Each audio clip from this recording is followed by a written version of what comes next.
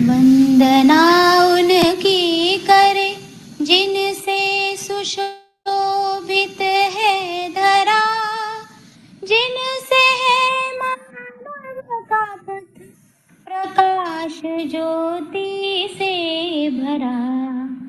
वंदना उनकी करे जिनसे सुशोभित है धरा, जिनसे है मानव का पथ प्रकाश ज्योति से भरा।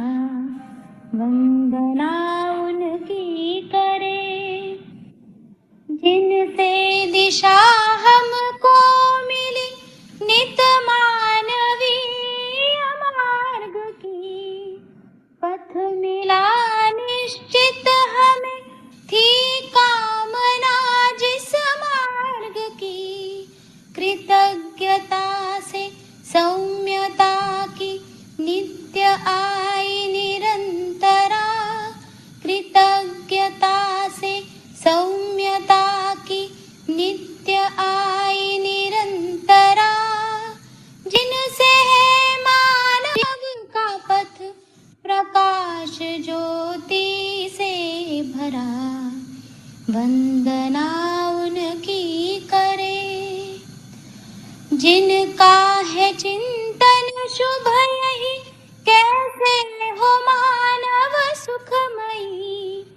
प्रेरणा से जिनकी है मानव का जीवन सुखमयी, श्रद्धा समर्पित जिनसे आए मानवीय परंपरा, श्रद्धा समर्पित जिनसे आए मानवीय परंपरा, जिनसे है मानव का पथ प्रकाश ज्योति से भरा। वंदना उनकी करे सबके सुख की कामना रहती जिनकी कल्पना, निकली जिनसे मानवीय पथ हेतु निश्चित योजना। पूज्यता उन हेतु जिनसे है सुसज्जित वसुंधरा, पूज्यता उन हेतु जिनसे है सुसज्जित वसुंधरा, जिनसे है मानव का पथ प्रकाश ज्योति से भरा। वंदना उनकी करे जिनसे सुशोभित है धरा, जिनसे है मानव का पथ प्रकाश ज्योति से भरा। वंदना उनकी करे, वंदना उनकी करे, वंदना उनकी करे।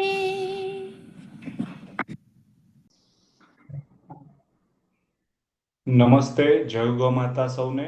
આજે 21 એપ્રિલ 2025 શ્રદ્ધેય અગ્રહાર નાગરાજજી દ્વારા પ્રતિપાદિત મધ્ય સુદર્શન એટલે કે જીવન વિદ્યા એમનું પરિચય મૂકી રહ્યા છે આપણા પ્રબોધક શ્રી વંદનભાઈ અને સુશ્રી યોગિતાબેન. તો આપણે પ્રફુલ્લ દાદા શ્લોક ઉચ્ચારણ કરી અને આજની શિબિરનું શરૂઆત કરાવશું. કરીએ શરૂ. હા દાદા. શ્લોક ભૂર્ભુવઃ સ્વાહા તત્સવિતુર્વરેણ્યં ભર્ગો દેવસ્ય ધીમહિ ધિયો યો નઃ પ્રચોદયાત. જય ગૌ માતા બધાને. જય ગૌ માતા. જય ગૌ માતા. નમસ્તે બધાને જય ગૌ માતા. આપણે છેલ્લા થોડા દિવસોથી આપણી અંદર શું ચાલે છે, શું ખૂટે છે, આપણી શું ઈચ્છા છે, એ કેવી રીતે પૂરી કરવી, એ બધી વાતો ઉપર થોડો સમજવાનો પ્રયાસ કરીએ છીએ અને એના ઉપર આપણે ચર્ચા કરીએ છીએ. તો છેલ્લા 3-4 દિવસથી આપણે સમજ, સંબંધ અને સુવિધા એના પર વાત કરતા હતા અને એનો આપણે પ્રાયોરિટી ક્રમ, એનો પ્રાથમિકતાનો ક્રમ પણ આપણે જોયો હતો કે સૌથી પહેલા નંબર ઉપર આપણે સમજ કહેતા હતા કે જે સ્વયંમાં હોય કે હું સમજુ એમ. બીજા નંબર ઉપર આપણે સંબંધ કહેતા હતા, તો સંબંધ કોની સાથે, અહીંયા સુધીની વાત થઈ ગઈ હતી. પછી આપણે એ પણ જોતા હતા કે સમજ એકચ્યુઅલી આપણે કહીએ છીએ કોને. જેમ કે સમજ શબ્દ કઈ આપણા કોઈ માટે નવો શબ્દ નથી. આ શબ્દ આપણે વારંવાર યુઝ કરીએ છીએ. આપણે ઘણી વખત એવું બોલતા હોઈએ છીએ ને કે હું તો સમજુ છું, મન તો સમજાય છે, મન તો ખબર જ છે, પણ બધાય સમજે તો થાય ને. આપણે આવું ઘણી વખત બોલતા હોઈએ છીએ. તો અહીંયા આપણે સમજ કોને કહીએ છીએ? તો સમજ આપણે કહીએ છીએ કે જે વ્યવસ્થાનું સ્વરૂપ છે, કે વ્યવસ્થા એટલે શું? તો આપણે એને 4 ભાગમાં ડિવાઈડ કર્યું હતું કે માનવને સમજી લઈએ, પરિવારને સમજી લઈએ, સમાજને સમજી લઈએ અને પ્રકૃતિ કે આખા બ્રહ્માંડને કે આખા અસ્તિત્વને સમજી લઈએ. તો સમજવાની કુલ 4 વસ્તુઓ છે: માનવ, પરિવાર, સમાજ અને પ્રકૃતિ અથવા અસ્તિત્વ. હવે એમાંય શું સમજવું? માનવમાં હું શું સમજુ? તો કે માનવમાં વ્યવસ્થાનું સ્વરૂપ શું છે અને વ્યવસ્થા કેવી રીતે થાય. પરિવારમાં શું સમજુ? તો પરિવારમાં વ્યવસ્થાનું સ્વરૂપ શું છે અને વ્યવસ્થા કેવી રીતે થાય.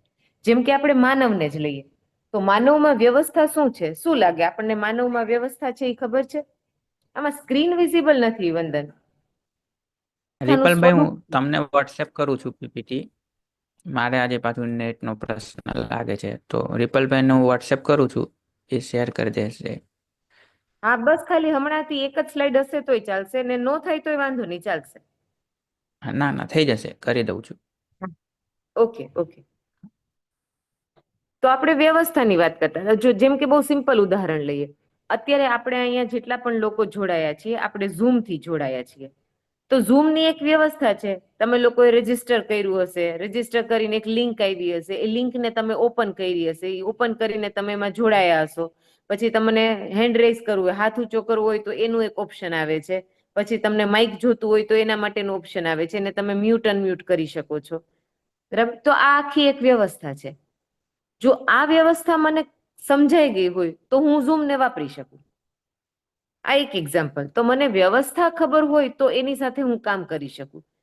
જે જગ્યાની કે જે વસ્તુની મને વ્યવસ્થા નથી ખબર, ત્યાં પ્રોબ્લેમ છે. જેમ કે અહીંયા તમારે બોલવું છે પણ તમને કેવી રીતે બોલવું એ ન ખબર હોય તો, કે મને હેન્ડ રેઝ કરવો પડે, પછી આ લોકોને ત્યાં દેખાય, એ લોકો માઇક આપે, પછી માઇકને મારે અનમ્યુટ કરવું પડે, પછી હું બોલી શકું. એ એક વ્યવસ્થા છે. પણ એ વ્યવસ્થા તમને ખબર છે એટલે તમે હાથ ઊંચો કરી શકો છો, તમે બોલી શકો છો, બરાબર? ચેટમાં રિપ્લાય કરી શકો છો. જો એ વ્યવસ્થા જ ન ખબર હોય તો હું આ એપ્લિકેશનને યુઝ ન કરી શકું. એવી જ રીતે જેમ કે આપણે ક્યાંય બહાર ગામ જવું છે અને ટ્રેનની ટિકિટ બુક કરીએ છીએ, તો રેલવે રિઝર્વેશનની આપણને એક વ્યવસ્થા ખબર છે કે આપણે રેલવે સ્ટેશને જઈને પણ ટિકિટ લઈ શકીએ, આપણે ઓનલાઈન પણ ટિકિટ લઈ શકીએ, ઓનલાઈન કેન્સલ પણ કરી શકીએ, ત્યાં જઈને પણ કેન્સલ કરી શકીએ.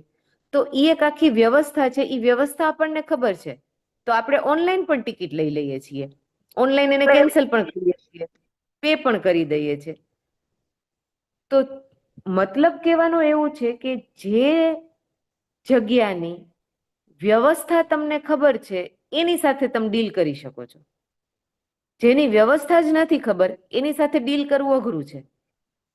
જેમ કે હમણાં વેકેશન આવશે, ઉનાળાનો ટાઈમ, અને ઘરમાં જે સ્ત્રીઓ છે એ અઠવાડિયું 10 દિવસ પોતાના પિયર જતી હોય, વેકેશન હોય એટલે છોકરાઓને લઈને, તો ઘરની વ્યવસ્થા છે એ વિખાઈ જાય. પછી એ પુરુષોને ચીંધી નહીં જાય કે આ આમ કરી નાખજો, નાને આમ કરી નાખજો. એને 10 વખત તમે આપણને સૂચના આપી હોય કે આ અહીંયા મૂકીને જાઉં છું, અહીંયા મૂકીને જાઉં છું, નાસ્તા અહીંયા પડ્યા છે, ફ્રીજમાં આ મૂક્યું છે, પણ છતાંય ઘરની વ્યવસ્થા વિખાઈ જાય છે. તો કહેવાનો અર્થ એવો છે કે ઈ વ્યવસ્થાની આપણને જાણકારી નથી. રસોડાની જાણકારી આપણને ઓછી છે, 2-4 વસ્તુની જ ખબર પડે છે. આખું રસોડું મેનેજ કરતા આપણને આવડતું નથી. તો ઘરનું જે કામ છે એ વિખાઈ જાય છે. કપડાં ધોવા, વાસણ સાફ કરવા, ઘરની સફાઈ કરવી, બાળકોનું કરવું, વડીલોનું કરવું, 3 ટાઈમ રસોઈ કરવી. તો એ વ્યવસ્થા છે, એ વ્યવસ્થા આપણને ખબર નથી. આપણે એ વ્યવસ્થા સાથે કોઈ દી કામ નથી કર્યું એટલે એ વ્યવસ્થા છે એ વિખાઈ જાય છે. તો કહેવાનો અર્થ છે કે સમજવાનો મતલબ શું છે? તો અહીંયા આપણે એવું કહીએ છીએ કે શિબિરમાં જેને આપણે સમજણ કહીએ છીએ, જેને આપણે સમજ કહીએ છીએ, એ સમજવાની વસ્તુ શું છે? તો કે માનવમાં વ્યવસ્થા એટલે શું? મારા વિચાર કેવા ચાલે, મારા વિચાર ક્યાંથી પ્રભાવિત થાય છે, હું કેવો વ્યવહાર કરું છું, હું કેવું કાર્ય કરું છું, એ બધું સમજીએ, એનું નામ માનવમાં વ્યવસ્થા. પરિવારમાં વ્યવસ્થાનું સ્વરૂપ શું? તો જો અહીંયા લખ્યું જ છે કે સંબંધ છે બીજા માનવની સાથે છે, તો સંબંધોમાં ભાવ છે કે નથી, સામેવાળા પ્રત્યે મને સ્નેહ છે કે નથી, એના પ્રત્યે મને વિશ્વાસ છે કે નથી, એના પ્રત્યે મને સન્માન છે કે નથી, એના પ્રત્યે મને શ્રદ્ધા છે કે નથી, એના માટે મને મમતા છે કે નથી. બે સાઈડથી જો એ ભાવની પૂર્તિ થઈ જાય, મને તમારા ઉપર વિશ્વાસ હોય, તમને મારા ઉપર વિશ્વાસ હોય, તો એ પરસ્પર વિશ્વાસ છે, તો બે સુખી થઈએ છીએ. જે સંબંધોમાં વિશ્વાસ નથી ત્યાં બે દુખી છે. જે સંબંધોમાં શંકા છે, ઈર્ષ્યા છે, દ્વેષ છે, ઘૃણા છે, એ બધા સંબંધોમાં બંને દુખી છે. જે સંબંધોમાં વિશ્વાસ છે, સન્માન છે, સ્નેહ છે, એમાં બે સુખી છે, તો ઉભય સુખ છે. અને ત્રીજું આપણે કહેતા હતા કે સુવિધાની પણ જરૂર છે. તો સુવિધા કેટલી? તો સુવિધા એટલે મારે પ્રકૃતિને સમજવી પડે, પ્રકૃતિમાં શું વ્યવસ્થા છે એને પણ સમજવું પડે. કારણ કે જે પણ સુવિધા આપણે ઘરમાં યુઝ કરીએ છીએ એનું જે રો મટીરિયલ છે એ બધું પ્રકૃતિમાંથી જ આવે છે. તમે ઘરની કોઈ પણ વસ્તુ જોઈ લો, ફ્રીજ, ટીવી, ફર્નિચર, પેન, રસોડામાં ગેસ છે, કાચની બોટલ છે, સ્ટીલના ડબ્બા છે, સ્કૂલ બેગ છે, છોકરાઓની બુક્સ છે, કોઈ પણ વસ્તુ તમે ઘરની લઈ લો, કપડાં છે, ટુવાલ છે, નેપકિન છે, તો એ બધી વસ્તુનું રો મટીરિયલ આપણને પ્રકૃતિમાંથી મળે છે. તો પ્રકૃતિમાં વ્યવસ્થાનું શું સ્વરૂપ છે એને મારે સમજવું પડે. વચ્ચે એક રહી ગયું સમાજમાં વ્યવસ્થા. તો કે આજે આપણે સમાજમાં પણ રહીએ છીએ. સ્કૂલ એ એક વ્યવસ્થા છે. આપણે ઘરે દરેક વ્યક્તિ પોતાની ઘરે સ્કૂલ ના ચલાવી શકે. આપણે આપણા બાળકોને સ્કૂલમાં મોકલીએ છીએ, જ્યાં એની જેવડા ઘણા બધા બાળકો આવે છે, એ બધા એક ક્લાસમાં બેસે છે. 6 વર્ષના ઘણા બધા બાળકો આવે છે, એ એક ક્લાસમાં બેસે. 7 વર્ષના ઘણા બધા બાળકો આવે, એ બીજા ક્લાસમાં બેસે. 8 વર્ષના ઘણા બધા બાળકો છે, એ એના પછીના ક્લાસમાં બેસે. તો સ્કૂલ એક વ્યવસ્થા છે. હોસ્પિટલ, આપણા દરેકની ઘરે દવાખાનું નથી. આપણે બીમાર પડીએ તો એક હોસ્પિટલમાં જઈએ છીએ. કોઈ હોસ્પિટલ છે એક રોગનું જ નિદાન કરતી હોય, કોઈ મલ્ટી સ્પેશિયાલિટી હોસ્પિટલ હોય કે જ્યાં બધાય રિપોર્ટ થતા હોય ને આ રોગનું નિદાન થતું હોય, આ રોગનું નિદાન થતું હોય, પેલા રોગનું નિદાન થતું હોય. તો એ એક વ્યવસ્થા છે. તો હોસ્પિટલ છે એ પણ સમાજનું એક પાર્ટ છે. જેમ કે આપણે રોડ ઉપર નીકળીએ છીએ તો ટ્રાફિકના નિયમ આપણે ફોલો કરીએ છીએ. તો રોડ ઉપર હજારો લોકો નીકળે છે, સાંજ સુધીમાં લાખો લોકો નીકળે છે. તો બધા ટ્રાફિકના નિયમો છે એને ફોલો કરે છે. તો એ પણ એક વ્યવસ્થાનું પાર્ટ છે. લોકો આડેધડ જતા હોય તો કોઈ લેફ્ટમાંથી જતું હોય, કોઈ રાઈટમાંથી જતું હોય, કોઈ સામું આવતું હોય, તો રોજ કેટલા એક્સિડન્ટ થાય. તો કહેવાનો મતલબ એ છે કે સમજવું એટલે શું સમજવું હું? તો કે હું વ્યવસ્થાને સમજું. મારામાં વ્યવસ્થા શું છે એ સમજી લઉં, પરિવારમાં વ્યવસ્થા છે એ શું છે એ સમજી લઉં, સમાજમાં વ્યવસ્થા શું છે એ સમજી લઉં, અને પ્રકૃતિમાં વ્યવસ્થા શું છે એ સમજી લઉં. શરૂઆત ક્યાંથી કરું? પેલા આપણે પ્રકૃતિને સમજીએ કે પેલા આપણે પોતાની જાતને સમજીએ? કોને સમજીએ? તમે ચેટમાં રિપ્લાય કરી શકો. વ્યવસ્થા ને સમજવાની શરૂઆત આપણે ક્યાંથી કરવી?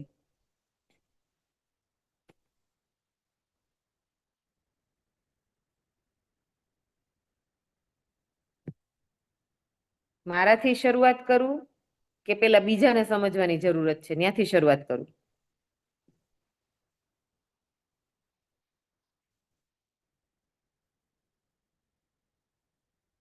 જાતને સમજીએ, નૈનાબેન લખે છે. ડીબી બારોટ, પેલા મારાથી શરૂઆત કરવી જોઈએ.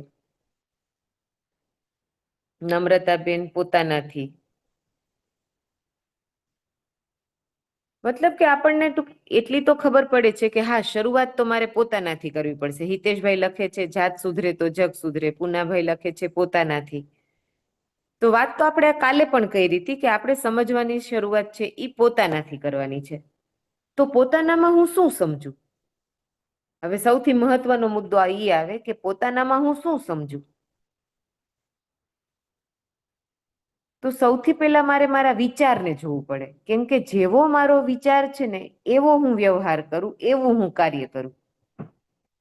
જેવો મારો વિચાર છે એવો હું વ્યવહાર કરું અને એવું હું કાર્ય કરું.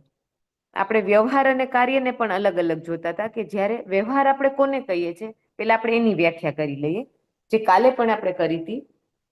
તો વ્યવહાર એટલે શું કે માનવ બીજા માનવ સાથે જે બિહેવિયર કરે છે, જેવી રીતે વર્તે છે, જેવો પોતાનો ભાવ રાખે છે, જેવો પોતાના ભાવને વ્યક્ત કરે છે, એને આપણે વ્યવહાર કહીએ છીએ. જેમ કે બાળક હોય તો બાળક સાથે આપણે એકદમ સ્નેહથી પ્રેમથી વર્તતા હોઈએ, વડીલ હોય તો એની સાથે આપણે સન્માનથી વર્તતા હોઈએ. તો માનવ બીજા માનવ સાથે જે કરે છે ને એને આપણે વ્યવહાર કહીએ છીએ. માનવ પ્રકૃતિ સાથે જે કરે છે, પ્રકૃતિ સાથે આપણો એક સંબંધ છે જ ને, તો પ્રકૃતિ સાથે આપણે જે કરીએ છીએ એને આપણે કાર્ય કહીએ છીએ.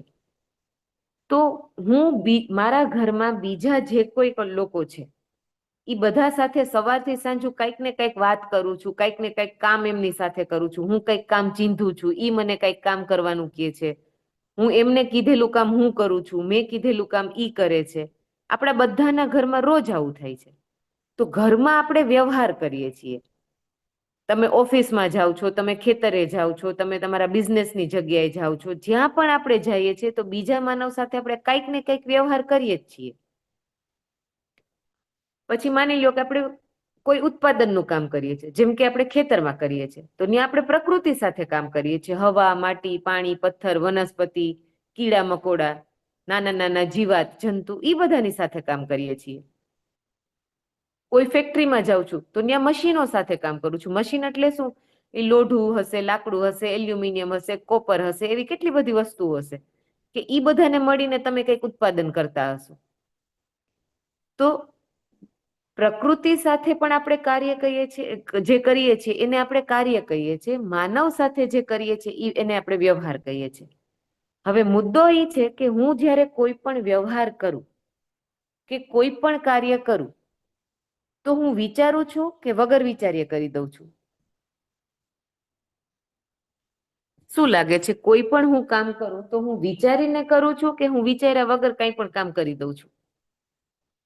સામેવાળાને શું કેવું છે એ હું વિચારીને બોલું છું કે વગર વિચારીએ કહી દઉં છું? શું લાગે છે?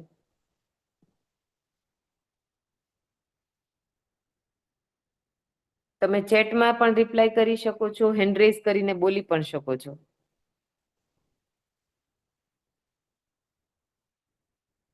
જગદીશભાઈ લખે છે વિચારીને. ગીતાબેન વિચારીને.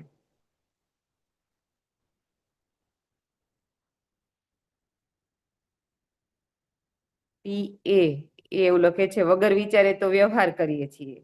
ભી કે ગોલ લખે છે વિચારીને કરીએ છીએ. ધર્મેન્દ્રસિંહ લખે છે વિચારીને કરીએ છીએ. પુનાભાઈ વિચાર પહેલા આવે. તો જો મતલબ કે આપણું ધ્યાન તો જાય છે. ભાવેશભાઈ લખે છે વિચારીને. તો આપણું ધ્યાન તો જાય છે કે આપણે વિચારીએ તો છીએ. ઘણી વખત એવું પણ લાગે છે કે કોઈ આપણને કંઈક આપણા ઉપર ગુસ્સો કર્યો ને આપણા ઉપર ટૂંકમાં ખરાબ રીતે કંઈક કીધું અથવા રાડ પાડીને કીધું, આપણે ઇન્સ્ટન્ટ જવાબ આપી દઈએ. પછી આપણને એમ લાગે ઓ આના હારે આવું કરવાની જરૂર નહોતી મારે.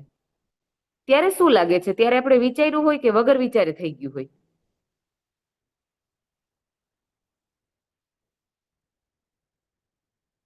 ઈ મોમેન્ટે ઈ ક્ષણે શું થયું હોય? આપણે વિચાર્યું હોય કે વગર વિચારી થઈ ગયું હોય?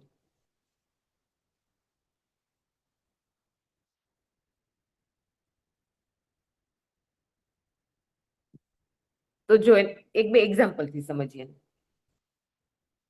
જેમ કે આજથી 20 વર્ષ પહેલા આપણી થાળીમાં જે ભોજન પીરસાતું એમાં બાજરાના રોટલા હતા, ઘઉંની રોટલી હતી, જુવારના રોટલા હતા. એમાં સ્વીટ શું ખાતા? આપણે લાડવા ખાતા, ચૂરમું ખાતા, શીરો ખાતા, એવી સ્વીટ ખાતા, અમુક શાક હતું. આજની થાળીને જોઈએ તો આજની થાળીમાં બાજરાના રોટલાને બદલે પીઝાના રોટલા આવી ગયા. પેલા આપણે ઘઉંની સેવ ખાતા, ઘઉંની સેવ પાડીને ને બાફીને એમાં ઘી ને ગોળ ને કે ઘી ને ખાંડ નાખીને ગરમ ગરમ સેવ ખાતા. અત્યારે સેવની જગ્યાએ નૂડલ્સ આવી ગયા, મેગી આવી ગઈ, પીઝા, પાસ્તા ઈ આવી ગયું. તો આ 20 વર્ષમાં આપણી થાળીમાં બાજરાના રોટલાની જગ્યાએ પીઝાના રોટલા આવી ગયા, ઘઉંની સેવની જગ્યાએ નૂડલ્સ ને મેગી આવી ગયું. એ કેવી રીતે આવી ગયું?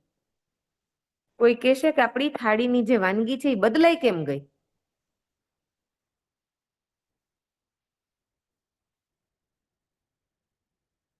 તમે બોલી પણ શકો છો કે આ આપણા બધાનું ઓબ્ઝર્વેશન છે. 20 વર્ષમાં આપણી થાળીમાં જે ભોજન આવે છે એ ભોજનની ટાઈપ બદલાઈ ગયું. એ કેવી રીતે બદલાઈ ગયું?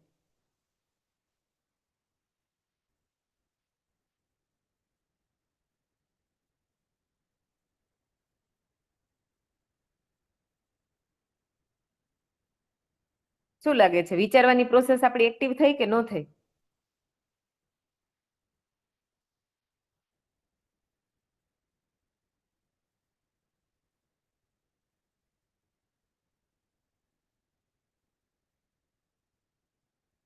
બહારની સંસ્કૃતિથી પ્રભાવિત થઈને, નમ્રતાબેન લખે છે. વાત તો સાચી છે. બીજા કોઈને?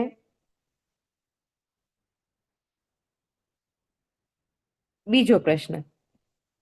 આજથી 20-25 વર્ષ પહેલા મોટા ભાગે સ્ત્રીઓ છે એ સાડી પહેરતી કે અથવા એના જેવું કપડું પહેરતી હતી. અત્યારે આપણે જીન્સમાં, ટોપમાં, સલવારમાં એમાં આવી ગયા. પુરુષો છે એ ધોતી કુર્તો પહેરતા કે જભો લેંગો પહેરતા 20-25-30-40 વર્ષ પહેલા, વોટ એવર, જે કંઈ પણ આપણે ટાઈમ રાખીએ. અત્યારે એ જીન્સ અને પેન્ટ શર્ટ આવી ગયા. આજ બી તમે જુઓ તો સિટીમાં કદાચ 60-70 વર્ષના પુરુષ હશે તો એ લોકો પેન્ટ શર્ટ પહેરતા હશે, પણ ગામડામાં તમે 60-70 વર્ષના પુરુષને જો તો એને જભો લેંગો પહેર્યો હોય. તો આ કપડામાં જે પરિવર્તન આવ્યું એ પરિવર્તન આવ્યું ક્યાંથી? કેવી રીતે એ ચેન્જ થઈ ગયું?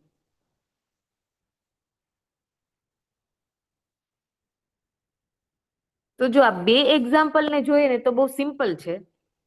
આપણે રોજ ટીવીમાં એડવર્ટાઇઝ જોઈએ છીએ. નૂડલ્સ બનાવો, મેગી બનાવો, 2 મિનિટમાં બની જાય, સાવ રેડી આવે, તમારે ખાલી પાણી જ નાખવાનું છે. આ એડવર્ટાઇઝ આપણે 550 વખત જોઈ છે. તો આપણને એવું લાગે છે કે ફટાફટ બનાવવું છે, બહુ મહેનત નથી કરવી પડતી, ટાઈમ નથી જાજો લાગતો, તો મેગી બનાવી નાખો. તો મેગી તમારી અંદર, તમારી ઘરની થાળીમાં મેગી ક્યાંથી આવી ગઈ? બહાર તમે એડવર્ટાઇઝમેન્ટને 500 વખત, 1000 વખત જોઈ. તમે તમારી આજુબાજુની દુકાનોમાં મેગીના જે પેકેટ છે એને લટકતા જોયા. તો ઈ આપણા વિચારને પ્રભાવિત કરે છે અને આપણે લઈ આવીએ છીએ. પછી આપણે મેગી નૂડલ્સ ખાતા લોકો આપણી આજુબાજુમાં જોઈએ, ટીવીમાં લોકો બતાવ્યા રાખે કે જો લોકો મેગી ખાય છે, શિમલા મનાલી જાવ તો ઉપર જઈને મેગી ખાવ, અહીંયા રહ્યો છો તો અહીંયા મેગી ખાવ. તો એવી રીતે ઈ મેગી છે એ આપણી અંદર આવી ગઈ. હાજી, કોઈને બોલવું છે? કોઈનું માઇક ઓપન છે? પૂનાભાઈને માહિતી આપ્યું છે. હા હા, હવે યોગિતાબેન, એમાં વિચાર તો પેલા આવવાનો જ છે, બરાબર? કોઈ પણ વિચાર બદલે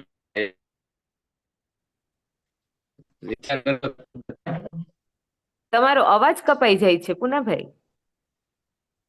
હાલો, હા આવે છે અવાજ? હવે આવે. હા હવે આવે છે. હા, એટલે જે બદલાવ આવ્યો છે એમાં વિચાર પેલા આવ્યો હોય ને,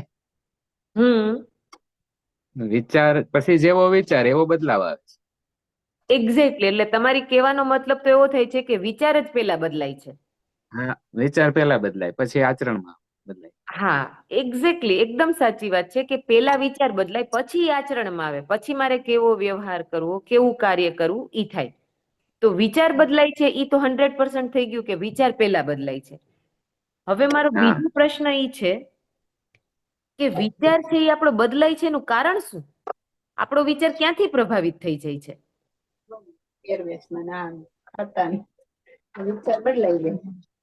હા, તમારો અવાજ મને પ્રોપર ન પહોંચ્યો. ફરી વખત તમે રિપીટ કરશો?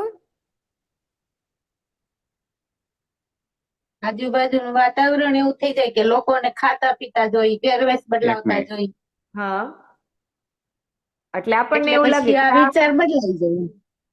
એક્ઝેક્ટલી. હા. પછી તો એકદમ જેવું સાચી વાત. ખાવા મળે એવા વિચાર મળે આવવા. વાત તો સાચી છે કે આપણા વિચાર આપણે આજુબાજુ જોઈ જે વસ્તુ જોઈએ એનાથી આપણે પ્રભાવિત થઈએ. થઈ જાય. હા. તો હવે બીજો પ્રશ્ન તો મારો વિચાર મારા કંટ્રોલમાં છે કે બીજું કોઈ એને કંટ્રોલ કરે છે? બીજું કોઈ કંટ્રોલ કરવા આપને પ્રેરિત કરી નાખે એમ હા, કે તો આવું મારે ન પ્રેરિત ચાલે. હા. આપણે નથી થવું પણ છતાં વિચાર એવો ફરી જ જાય એમ. મતલબ કે મારો વિચાર મારા કંટ્રોલમાં નથી. નથી એમ. નથી. તો જો તમે કીધી બહુ સરસ વાત કીધી, એના ઉપરથી શું નિષ્કર્ષ નીકળે કે વિચાર, પહેલી વાત તો વિચાર પૂર્વક જ આપણે કરીએ છીએ, વિચાર્યા વગર આપણે કાંઈ કરતા નથી. હા, એવું બને કે આપણે ઇન્સ્ટન્ટ રિએક્શન આપ્યું હોય. હા, તમારો અવાજ વચ્ચે વચ્ચે કપાઈ જાય છે. હા હા હા બોલો. હા. હાલો. બંધ થઈ ગયો. હા, બોલો નેટવર્ક બોલો. પ્રોબ્લેમ હશે. હા, એમનો અવાજ બ્રેક નેટવર્ક થાય છે. પ્રોબ્લેમ છે. હા, નેટવર્ક પ્રોબ્લેમ છે. હમ. પણ એટલે એમની વાત વિચારવાનું, પહોંચી ગઈ. હા હા, હા, બોલો વિચારવાનું જે કે આપણે કહેતા હતા ને, વંદનભાઈ કીધું હતું કે આપણા રિમોટ બીજાના હાથમાં હોય છે.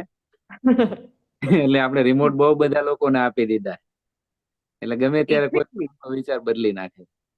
હા, તો જો તમારી વાતમાંથી શું આવ્યું કે આપણે આપણું રિમોટ કંટ્રોલ બહુ બધા લોકોને આપી રાખ્યું છે. હા. કોઈ સામેવાળો વ્યક્તિ ગમે ત્યારે ગમે એ સ્વિચ દબાવે ને તમારો વિચાર બદલી નાખે. હા. તો હવે બીજો પ્રશ્ન, એ સામેવાળો મારો વિચાર બદલી નાખે છે કે હું એનાથી પ્રભાવિત થઈ જાઉં છું? થાય છે એવું, બટન એ દબાવે છે પણ આપણે એનાથી પ્રભાવિત થાય છે ને. હા, તો આપણે જ બદલીએ બદલાવાનું ને, કોણે? વિચાર તો આપણે જ બદલીએ પણ એ હા, એના કંટ્રોલ એમ હા. તો હવે જો ફરી એનાથી પાછા ઈ પ્રભાવિત જ થાય. મુદ્દા ઉપર, હા, તો ફરી હા પાછા ઈ જ મુદ્દા ઉપર આવી ગયા આપણે કે રિમોટનું હમ, બટન એણે દબાવ્યું, હા ઈ બટનથી પ્રભાવિત હું થઈ ગઈ. તો હા મારો વિચાર એણે બદલાવી નાખ્યો કે મેં બદલાવ્યો? હું ધારું તો હું ન મેં બદલાવ, એવું કરી શકું કે નહીં? મેં બદલાયું. હા, મક્કમતા હું રહેતી આપણે નથી. મક્કમ રહીએ તો ના બદલે, કદાચ બટન દબાવે તો પણ ના બદલે. હા, તો સમજવાની જરૂર કોને છે, મારે કે સામેવાળાને? મારે. મારે. પેલા હા હું, પછી બીજા. જરૂર તો હા બધાને છે. પેલા હા કોણ? આપણે પોતે. પેલા આપણે કે હું? હું આપણે એમાં પાછા બધા આવે ને, હું પોતે. હા, એટલે આપણે હવે ધ્યાન રાખવું પડશે કે આપણે ક્યાંની વાત કરીએ છીએ. હા, બરાબર છે. આપણે જયારે એવું બોલીએ ને કે આપણે બદલવાનું છે, એટલે એનો મતલબ આપણે મનમાં કેવો કાઢતા હોય ખબર છે? મારા સિવાય બધાયને. હા. કારણ કે મન તો સમજણ પડે છે. હમ એટલે તમારી વાત એકદમ સાચી છે. હમ તો જો આ 10 દિવસ લાગ્યા આપણને ધીમે ધીમે આપણેમાંથી હું સુધી પહોંચતા કે મારે થવાનું છે, મારે બદલવાનું છે, મારે સમજવાનું છે. પછી હું સમજુ તો એની ઇફેક્ટ આપણા આજુબાજુના વાતાવરણમાં આવે કે ન આવે? હા, આવે. જેમ કે બીજાની હા, ઇફેક્ટ આપણામાં આવતી હોય તો આપણી ઇફેક્ટ બીજામાં આવે. એક્ઝેક્ટલી.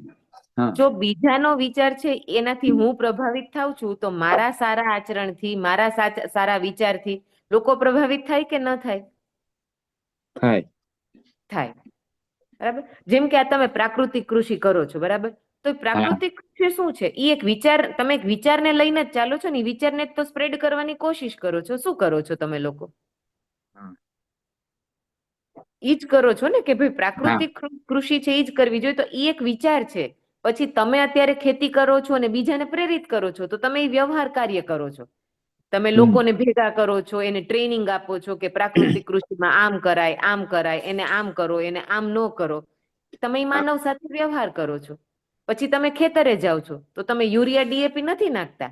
તમે ગાયનું છાણ, ગૌમૂત્ર, જીવામૃત, અમૃત પાણી, અમૃત જળ, ઈ બધું નાખો છો. હા તો તમે પ્રકૃતિ સાથે કાર્ય કરો છો કે નથી કરતા? તો એ શું છે? એક વિચાર છે ને. હમ પ્રાકૃતિક કૃષિ એક વિચાર છે. આજથી 70-75 વર્ષ પહેલા જયારે આપણો દેશ આઝાદ થયો, ઈ ટાઈમે ગ્રીન રિવોલ્યુશન, હરિત ક્રાંતિ થઈ હતી. ત્યારે લોકોને કીધું હતું કે આટલે આપણા લોકો જેટલી આપણી દેશની જનસંખ્યા છે, એટલા લોકો હા પૂરતું અનાજ આપણે નથી ઉગાડી શકતા, તો આપણે ગ્રીન રિવોલ્યુશન કરવું પડશે. તમે યુરિયા ડીએપી નાખો, તમે પેસ્ટિસાઇડ નાખો. એ બધું ધીમે હમ ધીમે ચાલુ થયું. તો એ ત્યારે એક વિચાર હતો. એના પહેલા યુરિયા ડીએપી ક્યાં અસ્તિત્વમાં હતા? નહીં હતા જ નહીં ને. તો નહીં ત્યારે એ એક વિચાર હતો. આજે આપણને 50 વર્ષે ખબર પડી કે આપણું ભોજન તો ઝેરી થઈ ગયું. હા બરાબર. તો આપણે નવો હમ વિચાર લાવ્યા કે ના, પ્રાકૃતિક કૃષિ કરવાનું છે, ઓર્ગેનિક લાવવાનું છે. હમ તો આપણે જે કંઈ કાર્ય અને વ્યવહાર કરીએ છીએ એ વિચારથી કરીએ છીએ. આ એક વાત હવે બધાને ધ્યાનમાં આવે છે? હા. આવે છે. તો મતલબ કે વિચાર્યા વગર કાંઈ થતું નથી. પેલી વાત આ હવે બધાના ધ્યાનમાં આવી ગઈ છે. હજી જયારે આપણે મળશું ત્યારે આના ઉપર આપણે બહુ વિસ્તારથી ચર્ચા કરશું. અત્યારે થોડું સમયનું શોર્ટેજ છે એટલે આપણે થોડું ડિટેલમાં બહુ વધારે નથી જતા. હવે બીજી વાત, જેમ હમણાં આપણે વાત કરતા હતા તો મારા સાથે આપણે વાત થઈ એમ કે મારો વિચાર છે એને પ્રભાવિત કોઈ બીજું કરી જાય છે. મારા વિચારને કોઈ બીજું પ્રભાવિત કરી જાય છે અને હું પ્રભાવિત થઈ જાઉં છું. તો પ્રભાવિત થવું કે નહીં ઈ મારા હાથમાં તો છે, પણ અત્યારે તો મને ખબર જ નથી હું ક્યારે પ્રભાવિત થઈ જાઉં. થઈ જ ગયા પછી મને ખબર પડે. એવું થાય છે કે નહીં? જેમ કે હમણાં હું કપડાનું એક્ઝામ્પલ લેતી હતી. તો આપણા કપડાં છે ઈ જભા લેંઘામાંથી અને ધોતી કુર્તામાંથી કે સાડીમાંથી આપણા કપડાં pant shirt jeans top salwar kameez ઈ શિફ્ટ ચેન્જ થઈ ગયું. 20 વર્ષમાં ઈ ચેન્જ આપણને દેખાય છે. આજે તમે જો સિટીમાં જુઓ તો સાડી પહેરેલ, ગામડામાં તો હજી સ્ત્રીઓ સાડી પહેરે છે. સિટીમાં સાડી પહેરેલી સ્ત્રીઓ ઓછી દેખાય છે. ગામડામાં હજી જભા લેંઘા છે, ધોતી કુર્તો છે એ દેખાય છે. સિટીમાં આપણને પેન્ટ શર્ટ ને જીન્સ દેખાય છે. તો ઈ જે આપણા પહેરવેશમાં ચેન્જ આવ્યો, ઈ ચેન્જ પણ વગર વિચારી આવી ગયો કે કોઈ વિચાર હતો એનાથી આપણે પ્રભાવિત થઈ ગયા અને આપણે બદલી નાખ્યું? શું લાગે છે?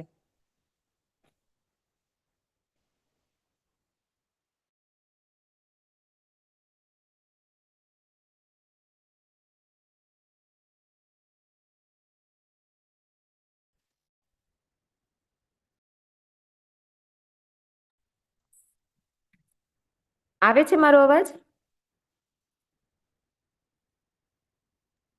આવે છે. હા, મારે લાઈટ વહી ગઈ હતી ને તમારું નેટવર્ક વહી ગયું હતું. હા, તો આપણે કયા પ્રશ્ન ઉપર વાત કરતા હતા? હા, કપડા ઉપર. કે મારો પહેરવેશ ચેન્જ થઈ ગયો તો ઈ મારી આજુબાજુનું વાતાવરણ બદલાણું એટલે આપણે બદલાઈ ગયું. જેમ કે કાલ વાત કરતા હતા આપણે ધોતી કુર્તાની કે ભાઈ અત્યારે હું ધોતી કુર્તો પહેરું તો ઓડ વન આઉટ થાય ને કે ભાઈ લોકો મારી આજુબાજુમાં કોઈ નથી પહેરતા, હું એક પહેરું તો અલગ લાગે. તો કાલે પ્રફુલ્લ દાદા કહેતા હતા કે હું 40 વર્ષથી પહેરું છું. તો મુદ્દો આપણે મન મક્કમ કરીને પહેરવું ઈ છે કે મારે ધોતી કુર્તો જ પહેરવો ઈ છે કે મારે પેન્ટ શર્ટ પહેરવો ઈ છે કે હું જીન્સ પહેરું? હા, કોઈને બોલે છે? હા, તમે વાત કરતા હતા કે આપણે બીજાને જોઈને જે બદલાઈ ગયા છે કે એમ પ્રભાવિત થઈને કે આપણી રીતે એમ. પણ એ સમાજને જોઈને સમાજથી પ્રભાવિત થઈ અને આપણે બદલાણા, પણ એ આપણને ખબર નથી આપણે બદલાઈ ગયા એ. એકદમ સાચી વાત. આપણે બદલાઈ ગયા પણ આપણને ખબર નથી. તો એ ખબર પડવા માટે કામ કરીએ છીએ. હા, બીજા કોઈને હજુ કઈ કેવું છે?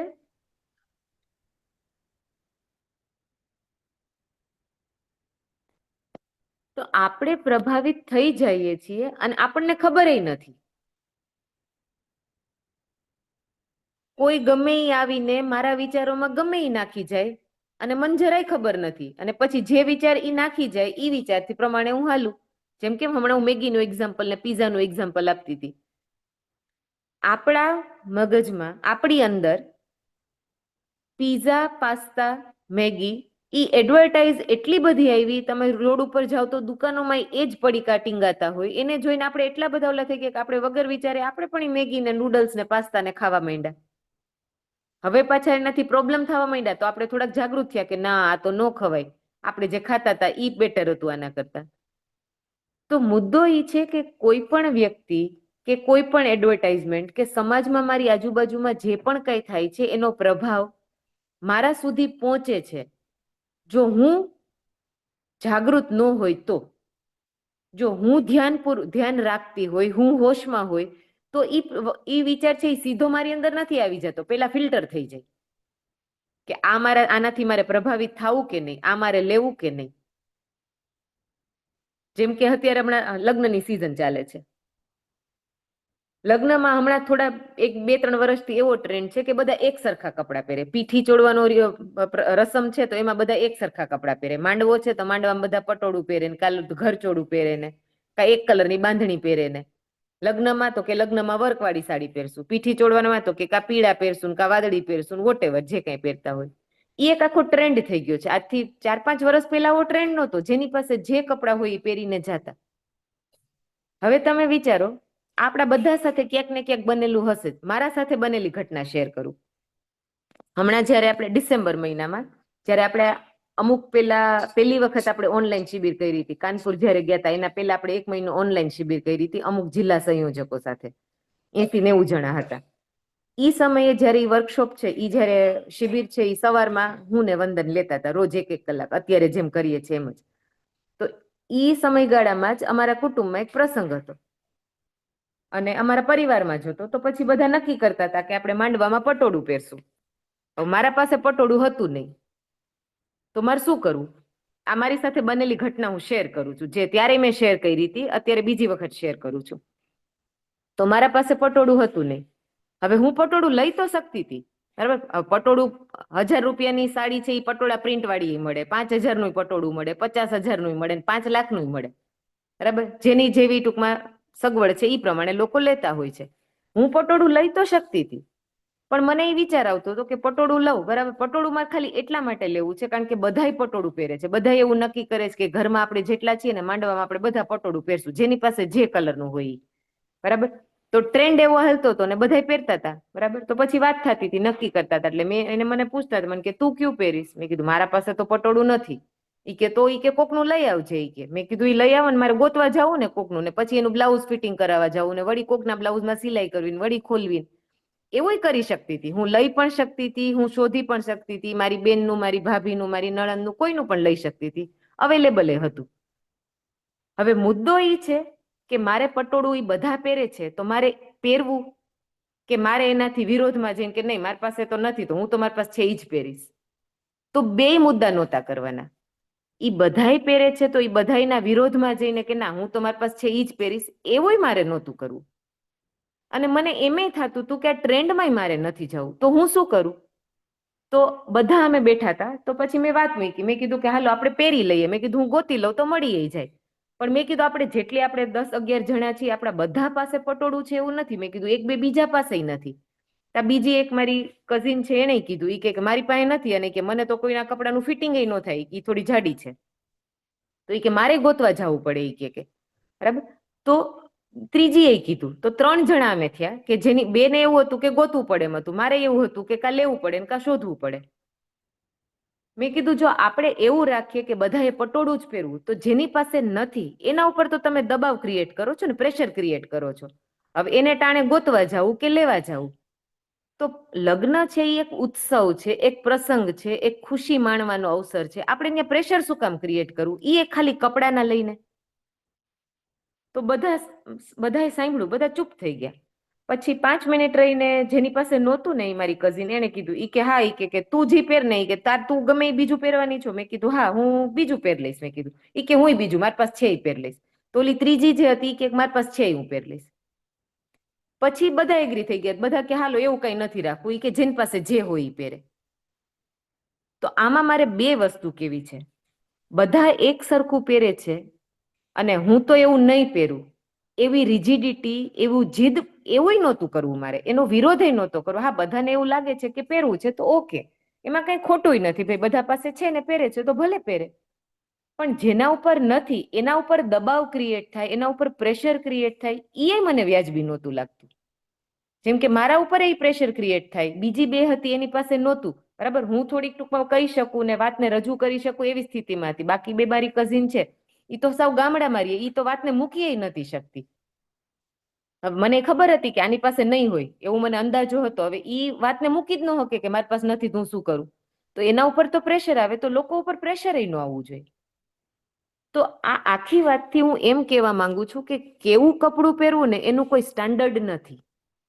મારી આજુબાજુ લોકો જીન્સ જ પહેરે છે તો મારે જીન્સ જ પહેરીને જવું એવું જરૂરી નથી. મને જીન્સ નથી ફાવતું, મને એટલું ફિટ કપડું નથી ગમતું, એમાં મને અકળામણ થાય છે, મને એમાં ગરમી થાય છે, તો હું જીન્સ ન પહેરું.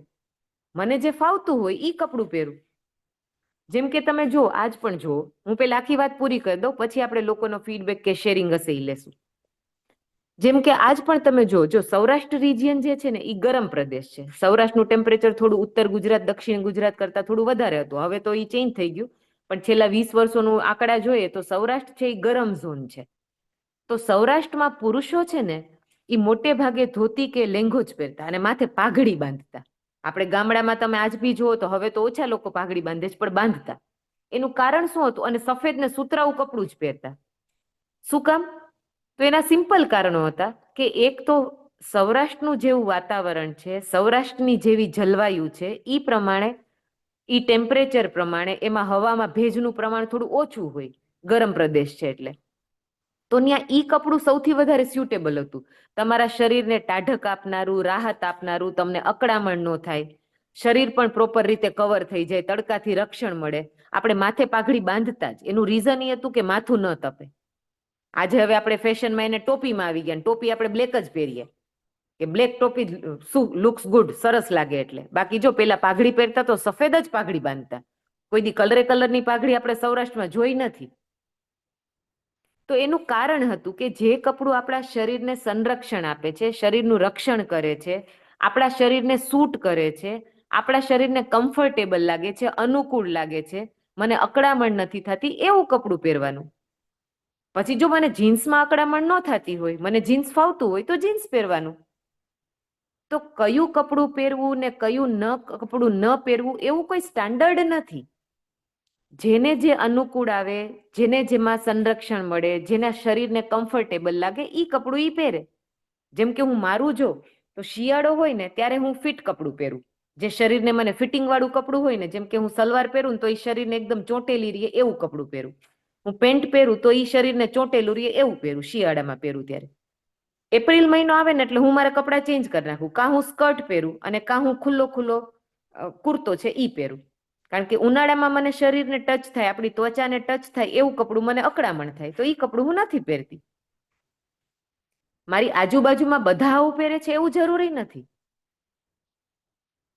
તો મુદ્દો આમાં રિજિડિટી રાખવાનો કે હું આ જ પહેરું અને આ તો હું નહીં જ પહેરું, એ મુદ્દો નથી. મુદ્દો ઈ પણ નથી કે સમાજમાં બધા લોકો આવા પહેરે છે તો મારે એવું જ પહેરવું, એવું જરૂરી નથી. આપણને જે અનુકૂળ લાગે છે, પ્રસંગ પ્રમાણે શોભે છે, તમારા શરીરને શોભે છે, તમારા શરીરના સ્વાસ્થ્ય માટે સારું છે, તો એ પહેરવાનું. જેમ કે ઉનાળામાં લગ્ન કરીએ ત્યારે લોકો કોટ પેન્ટ પહેરે છે. હું એવું નથી કહેવા માંગતી કે તમે ન પહેરો કે ઈ ખરાબ છે કે ખોટું છે, એવું હું કંઈ કહેવા નથી માંગતી. હું ખાલી ધ્યાન એટલું દોરું છું કે ઉનાળામાં આપણે લગ્ન કરીએ છીએ ને આપણે કોટ પેન્ટ પહેરીએ છીએ તો જેણે પહેર્યું છે એને પૂછો જી કેટલી અકળામણ થાય છે. પણ સિન્સ મારી આજુબાજુમાં લોકો કોટ પેન્ટ પહેરીને જ લગ્ન કરે છે કે શેરવાની પહેરીને જ લગ્ન કરે છે, તો આપણે એ જ પહેરીએ છીએ. તો શેરવાની ખરાબ છે એવું નથી, સૂટ પહેરવું ખરાબ છે એવું નથી, જોધપુરી પહેરવું ખરાબ છે એવું નથી. પણ તમને ફાવે છે તો પહેરી શકાય, તમને નથી ફાવતું તો થોડું એને ચેન્જ કરી શકાય. પણ સમાજથી પ્રભાવિત થઈને મારે મારા ઘરે કેવું પહેરવું ઈ નક્કી કરવું તો મારા હાથમાં છે. મારા ઘરે લગ્ન હોય તો મારે સમાજમાં લોકો જે લગ્ન કરે છે એમ કરવું કે મારા ઘરની સ્થિતિ પરિસ્થિતિ, મારા ઘરનો જેવું માહોલ છે એના પ્રમાણે લગ્ન કરવું. જેમ કે લોકો ડેસ્ટિનેશન વેડિંગ કરે છે, 25-50 લાખ રૂપિયા લઈને ઈ ગીરમાં જઈને તાલાડામાં જઈને લગ્ન કરે છે અથવા કોઈ રિસોર્ટમાં જઈને લગ્ન કરે છે. આપણે ગામડામાં પટેલ સમાજ હતો, બ્રાહ્મણ સમાજ હતો, ક્ષત્રિય સમાજ હતો, રાજપૂત સમાજ હતો, સમાજની વાડીઓ હતી. આપણે એમાં લગ્ન કરતા જ હતા ને, અને હજી એ કરીએ છીએ. તો મારે મારા ઘરે પ્રસંગ કેવો કરવો ઈ જે છે ઈ સમાજથી પ્રભાવિત થઈને કરું, મારી આજુબાજુના લોકો છે એનાથી પ્રભાવિત થઈને કરું, કે મારી સ્થિતિ પરિસ્થિતિ જે છે ઈ સમજણ સાથે હું કરું. શું લાગે છે? હવે તમે રિપ્લાય કરી શકો છો, બોલી પણ શકો છો, જેના જે કઈ વિચાર હોય એને રજૂ કરી શકો છો.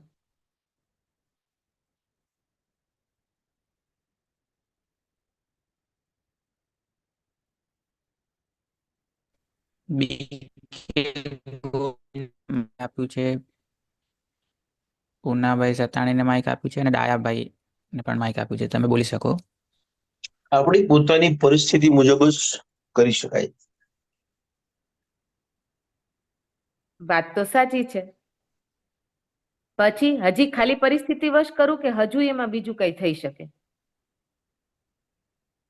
પરિસ્થિતિ પ્લસ આપણી કેપેસિટી એ જોવાની હોય. બરાબર, પરિસ્થિતિ પ્લસ કેપેસિટી પ્લસ હજુ બીજું કઈ કે? જેમ કે અમે મારું એક્ઝામ્પલ આપ્યું એમાં હું પટોળું ખરીદી તો શકતી હતી. મને ઘરેથી એ કીધું હતું કે તારે લેવું હોય તો લઈ લે.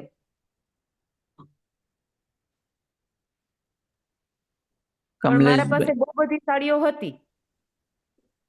હા સોરી, કમલેશભાઈ ડાબીને પણ માઇક આપ્યું છે, દિનેશભાઈ ઠુમરને પણ માઇક આપ્યું છે. હા, એક પછી એક બધા પોતાની હા, વાત રાખી શકે.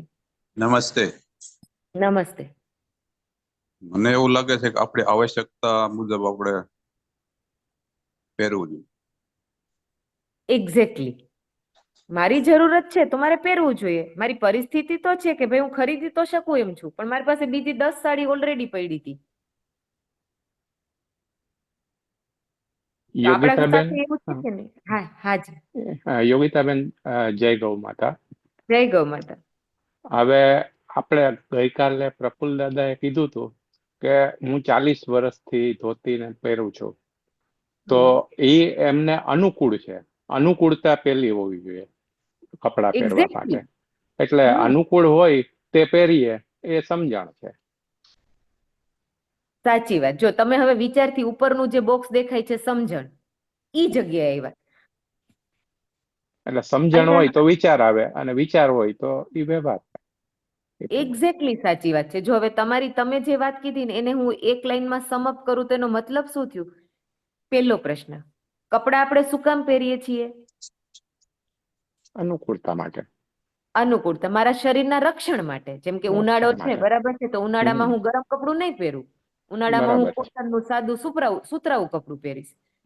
તો બરાબર. તડકાથી, ગરમીથી મારા શરીરને રક્ષણ આપવા માટે હું કપડાં પહેરું છું. અને બીજું એક આપણા સમાજની એક મર્યાદા છે, એક સામાજિકતા છે કે આપણા શરીરને આપણે ઢાંકીને રાખીએ છીએ. બરાબર. જો હું કપડું મારા શરીરના રક્ષણ માટે, એક સામાજિકતા માટે પહેરું છું તો એ સમજણથી છે. બરાબર. પણ જો હું કપડું બધાઈને બતાવવા માટે અને ફેશન સાથે ચાલવા માટે પહેરું છું તો એ સમજણ છે કે નથી? બરાબર. કોણ શું કહેશે એ અગત્યનું નથી, આપણી અનુકૂળતા અગત્યની છે. એક્ઝેક્ટલી. તો જેમ તમે કીધું કે ભાઈ પ્રફુલ્લ દાદા 40 વર્ષથી પહેરે છે તો એને અનુકૂળતા છે. હવે એને ફેશનથી પ્રેરાઈ જવું, લોકોના વિચારોથી પ્રભાવિત થઈ જવું કે નહીં, ઈ જોવે છે કે ભાઈ મારે આ સમાજના વિચારથી પ્રભાવિત થઈને મારે ઈ કરવું કે નહીં. તો આપણે ઈ કરી જ શકીએ છીએ ને. જેમ કે આ મેં બરાબર. એક્ઝામ્પલ આપ્યું, ઈ એક્ઝામ્પલ આપણા બધા સાથે ક્યાંક ને ક્યાંક થયું જ હશે કે લગ્નમાં બરાબર. બધાએ સરખું પહેરવું છે. આમાંથી કેટલા લોકો સાથે આવી સ્થિતિ આવી છે? ઘણા બધા લોકો સાથે આવી હશે. બરાબર છે. હા, બીજા કોઈ કનુભાઈ આપો, કનુભાઈ તડકા. હા, નમ્રતાબેન મારી સાથે એવું બન્યું છે એવું કહે છે. બહેનો સાથે તો આવું બહુ બન્યું હશે. જો આમાં હોય તો તમે રિપ્લાય કરી શકો છો. બાજુમાં બેઠા હોય તો બોલો પણ ખરા.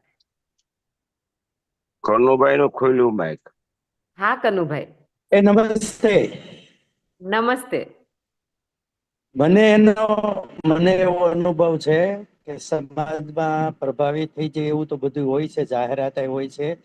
મેં પોતે મારું એક ફિલ્ટર કર્યું છે. દરેક વાતને હું મારા ફિલ્ટરમાં નાખું, મને અનુકૂળ લાગે તો હું કરું. દાખલા તરીકે લાઈફ બોય સાબુને અને હોકીની રમતને નથી, તો 50 વર્ષથી લાઈફ બોય વેચાય છે. લાઈફ બોય સાબુ નાવાથી કઈ આપણે હોકીમાં જાય, એક લીટર પાઈ દઈ તો ઓલી થોડીક અસર થાય. એટલે ફેર એન્ડ લવલી થી કઈ રૂપાળા કંપની કલર હોય એમને જળવાય રે. આટલું જો આપણું પોતાનું ફિલ્ટર હોય ને તો ઘણા બધા પ્રશ્નોથી આપણે બચી જઈએ, એવો મારો અનુભવ છે. એકદમ સાચી વાત તમે કીધી કે ફેર એન્ડ લવલી લગાવવાથી રૂપાળા થઈ જાય. તો હું જ રૂપાળી થઈ ગઈ હોત. મારી સ્કિન તો રૂપાળી નથી, હું તો કાળી છું. પણ ફેર એન્ડ લવલી કેટલી વેચાય છે જોવો જઈએ બજારમાં.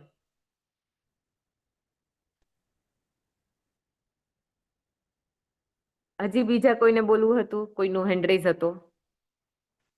એકદમ સાચી વાત છે કનુભાઈ તમારી.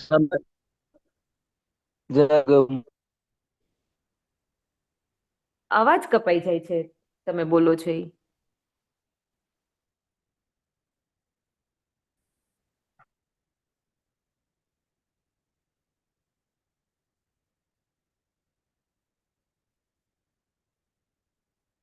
વંદન કોઈ બોલે છે? મારા સુધી અવાજ નથી આવતો.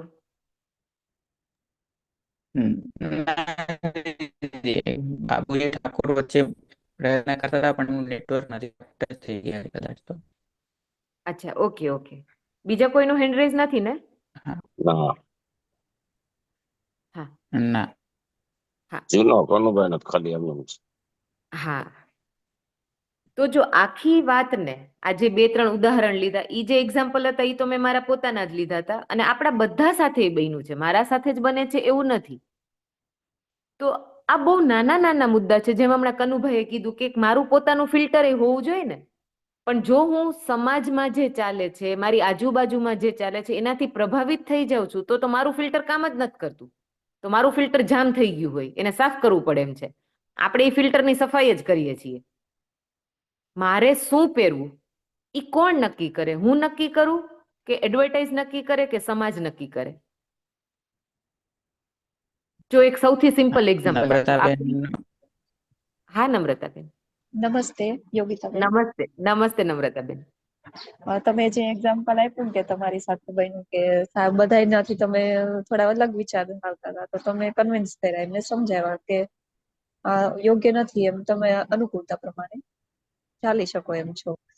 તો પછી મારી સાથે એવું બનેલું કે મારે એક્ઝામ હતી ને મારી બેનના લગ્ન બી સાથે જ હતા. તો હજી એક્ઝામની ડેટ આવી નહોતી, પણ ઘરેથી લોકો મારા મમ્મીને બધા મને ફોર્સ કરતા હતા કે એડવાન્સમાં કપડાં ને એવું બધું ખરીદી લે. અને મારો વિચાર એવો હતો કે મારે ખોટો ખર્ચ કરવો નથી, એટલે હું વેઇટ કરીશ કે જ્યારે મારી ડેટ આવી જશે એક્ઝામની, જો સાથે હશે તો હું લિમિટેડ કપડાં લઈશ અને જો નહીં હોય તો પછી લેવામાં કઈ વાંધો નથી. તો બધું નજીક નજીકમાં જ આવ્યું કે 4 દિવસ પહેલા જ મારી એક્ઝામ આવી અને બધું યોગ્ય રીતે પતી જાય એમ હતું કે હું કપડાં બી લઈ આવી શકું એમ હતું, મારી એક્ઝામ બી આપી શકું એમ હતું, લગ્ન અટેન્ડ બી કરી શકું. તો મેં એટલું વેઇટ કર્યું મહિના દિવસ કે આવા દો પછી હું ખર્ચ કરું. તો એ સમજણથી વિચાર કર્યો. એની તો પછી એક્ઝામ આવે તો હું અટેન્ડ ના કરી શકું, તો એ કપડાં લઈને એમાં પૈસા ઇન્વેસ્ટ કરીને પછી એ કઈ કામના નથી, કેમ કે આપણે એક જ વખત ઉપયોગ કરવાના હોય. એકદમ સાચી વાત છે. તો જો તમે થોડું પોતાનું ફિલ્ટર યુઝ કર્યું, તમે થોડું પોતાનું ધ્યાન આપ્યું તો તમને ખબર પડી, બરાબર? નહીતર આપણે શું કરીએ છીએ? સીધા લેવા જતા રહીએ છીએ. વગર વિચારી આપણે ખોટો ખર્ચ કરીએ છીએ. હા, હવે જો તમારી વાતમાં એક બીજી વાત પણ ઉમેરીશ કે ભાઈ લગ્નમાં જો હું અટેન્ડ કરી શકું એમ હોત તો હું થોડા વધારે પ્રોપર કપડાં લેત, ને જો નહીતર અટેન્ડ ન કરવાનું હોય તો હું લિમિટેડ લેત. વાત તો બરાબર છે કે જરૂરત હોત એટલું લેત. હજી એનાથી એક બીજી વાત પણ, આપણને શું લાગે છે કે જ્યારે તમે બજારમાંથી એક કપડું લઈને આવો છો તો તમે પ્રકૃતિ ઉપર ભારણ નાખો છો કે નથી નાખતા? નાખીએ છીએ. એક કપડું ઈ કોટનમાંથી, જો કોઈ પણ કપડું બને છે ને તો એનું રો મટીરિયલ તો ઈ ખેતરમાંથી જ આવે છે, ધરતીમાંથી જ આવે. ખેતર ઇન ધ સેન્સ કે ધરતી ઉપરથી આવે છે. રો મટીરિયલ તમે કે હું કોઈ બનાવી શકતા નથી. આપણે ટ્રેક્ટર બનાવ્યું તો એના માટે મારે જેટલું લોઢું જોઈએ છે એ ધરતીમાંથી આવે છે, એલ્યુમિનિયમ જોઈએ છે એ ધરતીમાંથી આવે છે, કોપરનું વાયરિંગ જોઈએ એ ધરતીમાંથી આવે, રબરનું ટાયર જોઈએ છે, રબર એ ધરતીમાંથી આવે છે. હું કપડું બનાવું તો એનું જે કોટન છે એ ધરતીમાંથી આવે છે. તો કોઈ પણ વસ્તુ આપણે બને છે તો એનું જે એના સોર્સને તમે પાછળ તમે ટ્રેક કરતા જાવ ને તો છેલ્લે તો કોઈ પણ રો મટીરિયલ છે ને એ તમને ધરતીમાંથી જ અવેલેબલ છે. પછી આખી પ્રોસેસ છે. હું ખેતરમાં કપાસ ઉગાડું ને એ કપાસને પછી કાઢું ને એના કાલા ફોલું ને એને જીનિંગ મિલમાં નાખું ને એમાંથી પછી યાન બનાવું, દોરા બનાવું, પછી એમાંથી કાપડ બનાવું, પછી એને સ્ટીચ કરાવીએ, સીવડાવીએ, પછી હું પહેરું. પછી બજારમાં જાય, હોલસેલ વાળા પાસે જાય, હોલસેલ વાળા પાસેથી રિટેલ વાળા પાસે આવે, રિટેલ વાળા પાસેથી મારા ઘરે આવે. તો આ આખી એક સાયકલ છે. આ એક ખાલી એક્ઝામ્પલ આપું છું, બહુ સિમ્પલ. એ આખી સાયકલમાં આપણે કેટલા બધા પ્રાકૃતિક સંસાધનોનો યુઝ કર્યો. જેમ કે કોટનને તમે જીનિંગ મિલમાં નાખો છો, બરાબર છે, તો ન્યાય ઇલેક્ટ્રિસિટીથી ચાલે છે, વીજળીથી ચાલે છે ને. વીજળી વગર તો મશીન ચાલતું નથી. વીજળી છે, આપણે કોલસાથી લઈ આવીએ છીએ. કોલસો છે એ રિન્યુએબલ એનર્જી સોર્સ નથી. કોલસો પતી જશે પછી નવો નહીં બને. પાણીથી વીજળી ઉત્પન્ન કરવી કે વાયુથી વીજળી ઉત્પન્ન કરવી એ રિન્યુએબલ સોર્સ છે કે ત્યાં એ વારંવાર છે, પણ કોલસો પતી ગયો તો ફરી પાછો બનતા હજારો કરોડો લાખો વર્ષ લાગશે, બરાબર. એ જીનિંગ મિલમાંથી પછી તમે એનો દોરો બનાવો છો તો એ વીજળીથી હાલે છે. એ બધા મશીનો એ દોરો બનાવીને પછી તમે એનું કાપડ બનાવો છો, ન્યાય તમે વીજળી યુઝ કરો છો. એક જગ્યાએથી બીજી ફેક્ટરીમાં લઈ જાઓ છો તો તમે ટ્રાન્સપોર્ટેશન કરો છો, ટ્રકમાં સામાન લોડ કરો છો, એ પેટ્રોલથી હાલે છે, ડીઝલથી ચાલે છે. એ ધરતીમાંથી મળે છે. પેટ્રોલ ડીઝલ છે એ અનલિમિટેડ નથી ધરતીમાં, એ પણ લિમિટેડ જ અવેલેબલ છે. અસીમિત માત્રામાં હોય એટલું પેટ્રોલ ડીઝલ નથી. પછી તમે એ કપડું બને પછી એને સ્ટીચ કરો છો તો એ તમારું સિલાઈનું મશીન છે એ પણ ઇલેક્ટ્રિકથી ચાલે છે, વીજળીથી ચાલે છે. એ સ્ટીચ કરીને પછી તમે દુકાન સુધી લઈ જાઓ છો તો ન્યાય તમે ટ્રાન્સપોર્ટેશન વાહન વાપરો છો, પેટ્રોલ ડીઝલ વાપરો છો. ત્યાંથી રિટેલ વાળાને જાય છે તો ન્યાય પેટ્રોલ ડીઝલ વાપરો છો. એ જે દુકાનમાં રાખે છે, શોરૂમમાં રાખે છે, ત્યાં લાઇટું કરે છે, બરાબર, ન્યાય તમે વીજળી વાપરો છો. તો જો તમે એક વધારાનું કપડું જ્યારે તમે ખરીદો છો ત્યારે તમે પ્રકૃતિ ઉપર કેટલું ભારણ નાખો છો એવું કોઈ દી આપણે વિચાર્યું? અને આપણે એમ કહીએ છીએ કે ના, આપણે તો પ્રકૃતિનું રક્ષણ કરીએ છીએ, પર્યાવરણનું ધ્યાન રાખીએ છીએ.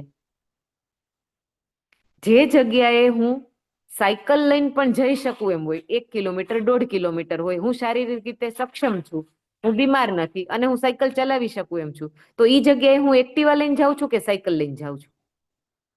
આ નાના નાના મુદ્દાઓ છે ચેક કરવાના કે મારો વિચાર છે ક્યાંથી પ્રભાવિત થઈ જાય છે. સાયકલ લઈને નીકળું ને શેરીમાં એમ કે છે એક્ટિવા છે તોય સાયકલ લઈને જાય છે. એક્ટિવા લઈને જતી હોય તો સાયકલ લઈને જાવ તો લોકો શું કહેશે? આવું આપણા બધા સાથે કંઈક ને કંઈક થાય છે, પણ આપણે જો વિચારતા નથી. આપણે સીધા સમાજથી, આપણી આજુબાજુના વાતાવરણથી પ્રભાવિત થઈ જઈએ છીએ અને આપણે એવું બિહેવ કરી દઈએ, એવો વ્યવહાર કાર્ય કરી નાખીએ. આપણને એ નથી ખબર કે એની શું અસર થશે પ્રકૃતિ ઉપર, સામેવાળા વ્યક્તિ ઉપર શું અસર થશે. શું લાગે છે? સોમભાઈ નો હેન્ડ રેસ છે અને માઇક આપ્યું છે સોમાભાઈ. કનુભાઈ નું હેન્ડ રેસ છે, એમને પણ માઇક આપ્યું છે. હાજી.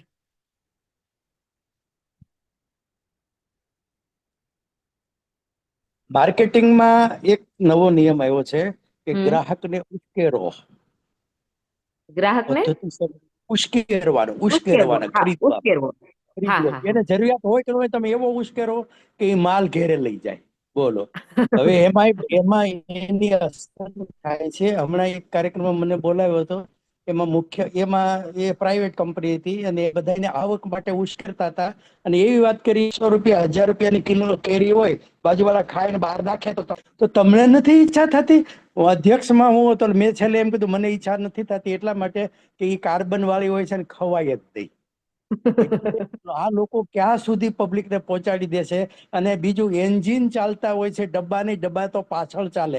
એટલે આ એ ગ્રેડ નો વર્ગ હોય ને એને આ લોકો એમાં જોતરે એટલે પાછલા તો પછી એને અનુસરે. એકદમ સાચી વાત છે તમારી.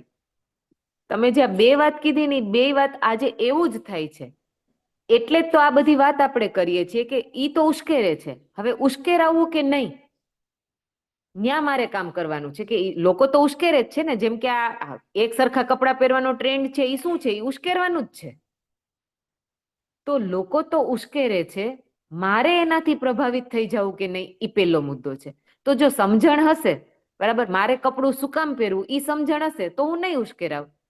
પણ જો હું ફેશનથી ચાલતી હોઈશ તો હું ઉશ્કેરાઈ જઈશ ને પછી મારે ઘર જરૂર નથી તો હું કપડું લેવા જઈશ. પછી મારા ઘરે સગવડ હોય તોય ભલે, નહીતર હું માથાકૂટ કરીને મમ્મી હારે માથાકૂટ કરીને હું કપડું લેવા જઈશ.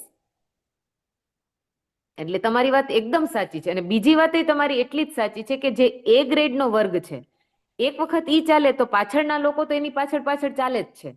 એટલે જ જે લોકો, આ મારું પર્સનલ એવું માનવું છે કે જે લોકોનો સમાજમાં એક માન મોભો એટલે કેવું, અત્યારે આપણે માન મોભાને પૈસા સાથે જોડી દીધું છે કે ભાઈ જેની પાસે પૈસા વધારે એને સમાજમાં લોકો વધારે ઇજ્જત આપતા દેખાય છે. ખરેખર ઇજ્જત કરે છે કે નહીં એવું જરૂરી નથી, તો લોકો એનો માન મોભો જાળવતા હોય.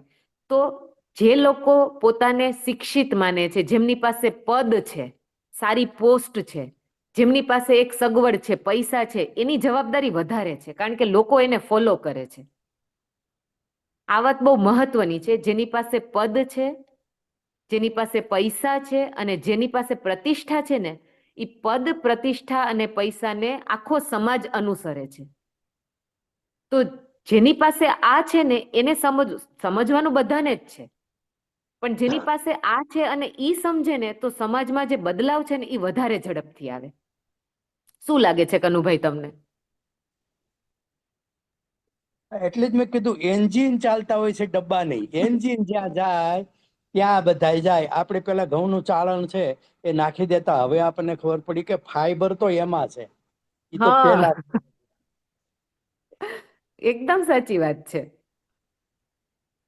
હમણાં એક વખત વચ્ચે જયારે પ્રફુલ્લ દાદા સાથે વાત થઈ, મારા ઘરે આવ્યા હતા ત્યારે કઈક વાત થતી હતી, એટલે ઈ દાદાએ કીધું ત્યારે મારું ધ્યાન ગયું. ઈ કે ઘઉં આપણે વાવીએ, સારી રીતે મહેનત આપણે વાવીએ, એને પાણ પાઈએ, એને લણીએ, એને પેક કરીએ, બજારમાં લઈ જાય, અને આપણા ઘઉંની મેગી બનાવીની કે 1000 રૂપિયા કિલો એ આપણા જ ઘરમાં નાખી જાય.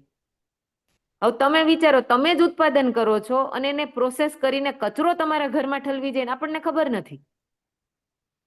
એટલે દાદાએ જયારે મને કીધું ત્યારે મારું બહુ ધ્યાન ગયું હતું કે જો લોકો આપણા ઘરમાં ઠલવી જાય ને આપણને ખબર નથી,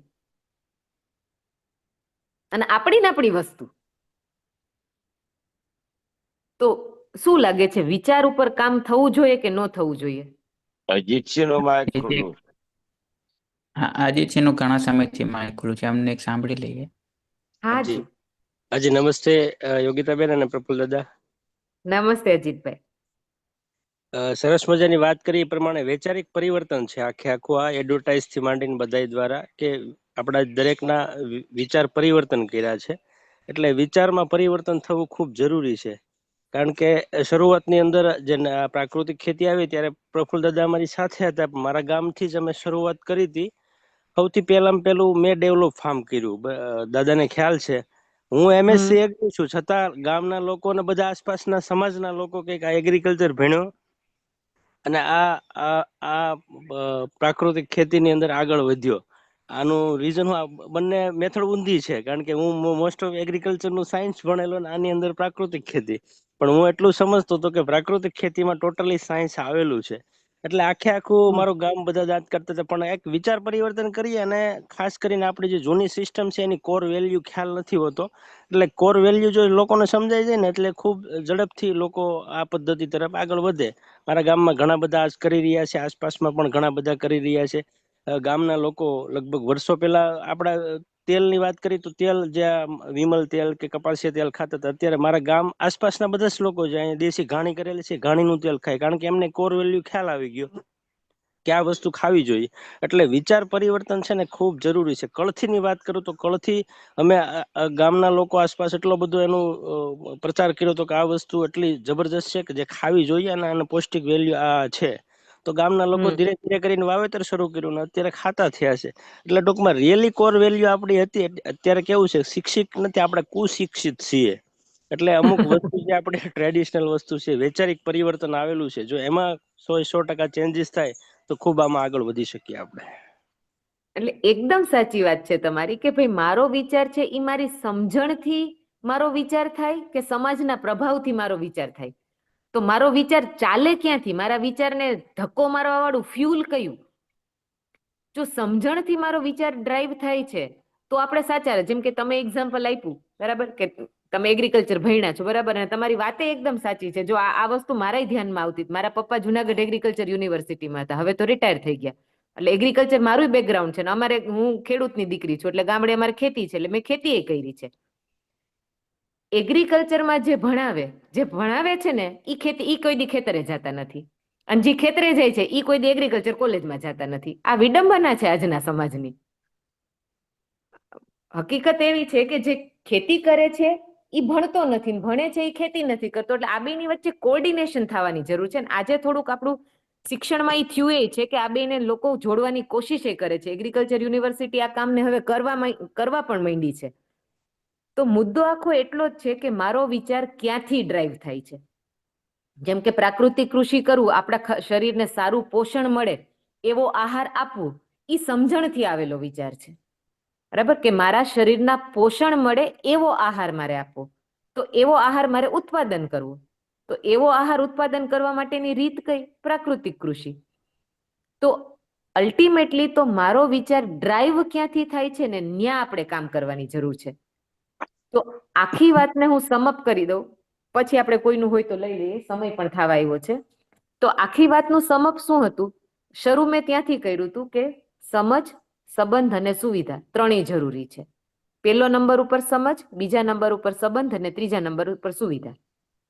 એક વાત. બીજી વાત, સમજ એટલે શું? મારે શું સમજવાનું? તો શું સમજવાનું? મારે વ્યવસ્થાને સમજવાની. ક્યાં વ્યવસ્થાને સમજવું? માનવમાં વ્યવસ્થા સમજવું, પરિવારમાં, સમાજમાં અને પ્રકૃતિમાં કે અસ્તિત્વમાં કે આખા બ્રહ્માંડમાં. એ 4 જગ્યાએ હું વ્યવસ્થા સમજી લઉં. બીજી વાત, હવે ત્રીજી આપણે એમાં આવ્યા કે પેલા માનવમાં વ્યવસ્થા શું છે એ સમજી લઈએ. આપણે 3 દિવસથી એના ઉપર વાત કરીએ, પછી કાલ આપણે એમાં આવશું કે પરિવારમાં વ્યવસ્થા શું છે, પછી આપણે સમાજમાં વ્યવસ્થા શું છે. એક મુદ્દા ઉપર વાત કરશું. તો આપણે સૌથી પહેલા શું કર્યું? માનવમાં વ્યવસ્થાનું સ્વરૂપ શું છે એ સમજવાની કોશિશ કરતા હતા. તો આપણે એ જોયું કે માનવ છે એ પોતાનું વ્યવહાર કરે કે કંઈ કાર્ય કરે તો કેવી રીતે કરે છે? તો એ જેવું વિચારે એવું વ્યવહાર ને એવું કાર્ય કરે છે. તો માનવ છે એમાં વ્યવસ્થાનો સ્વરૂપ શું છે કે એનો જેવી સમજણ છે એવો એનો વિચાર છે, જેવો વિચાર છે એવો એ વ્યવહાર અને કાર્ય કરે છે. તો મારી અંદર વ્યવસ્થાનું સ્વરૂપ શું છે કે મારી અંદર સમજણ હોય, એ સમજ પ્રમાણે મારો વિચાર ચાલે, ન કે મારી આજુબાજુ જે થાય છે એનાથી મારો વિચાર પ્રભાવિત થઈ જાય. આજુબાજુમાં થાય છે એ બધું ખોટું છે ને ખરાબ છે એવું નથી. આપણી આજુબાજુમાં ઘણું બધું સારું થાય છે, બરાબર? પણ હું કઈ વસ્તુથી પ્રભાવિત થાઉં છું એ તો મારા ઉપર આવતો મુદ્દો છે. તો સમાજમાં જે પણ કંઈ ચાલતું હોય, મારે પ્રભાવિત થવું કે નહીં એ મારા હાથમાં છે. મારું રિમોટ કોના હાથમાં હોય એ પણ મારા હાથમાં છે. તો હરીફરીને વાત તો મારા ઉપર જ આવે છે. મારું રિમોટ કંટ્રોલ ક્યાં? મારા વિચારો છે એ ક્યાંથી પ્રભાવિત થાય છે? સમજણથી કે કોઈ બીજી વાતથી? બરાબર? આપણે બહુ બધું બોલીએ છીએ. હિતેશભાઈ લખે છે વિવેકથી. આપણે ભાષામાં તો ઘણું બધું બોલીએ છીએ. સમજણ જોઈએ, વિવેક જોઈએ, જ્ઞાન જોઈએ. પણ આ બધી વસ્તુનો મતલબ ત્યારે મને સમજાય જ્યારે હું મારું આચરણ સવારથી સાંજ સુધી જોવા જાઉં ને ત્યારે. હું બજારમાં નીકળું ત્યારે હું શું વસ્તુ ઘરમાં લઈને આવું છું એ તમે ચેક કરશો ને તોય તમને ખબર પડી જશે. તો સમય તો ઘણો બધો થઈ ગયો છે, મને લાગે આજે વધારે થોડો થઈ ગયો છે. જો કોઈને કંઈ કેવું હોય તો એ વાતને આપણે સાંભળી લઈએ, પછી પૂરું કરીએ.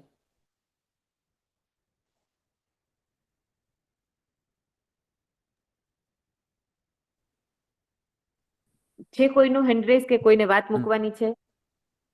ના, નથી. હા, તો પૂરું કરીએ આપણે કે હજી 5 મિનિટ ચલાવી શકીએ એમ છીએ? પૂરું જ કરીએ. બધા હા પોતે નીકળવા માંડ્યા છે. હા હા દાદા, પૂરું કરીએ.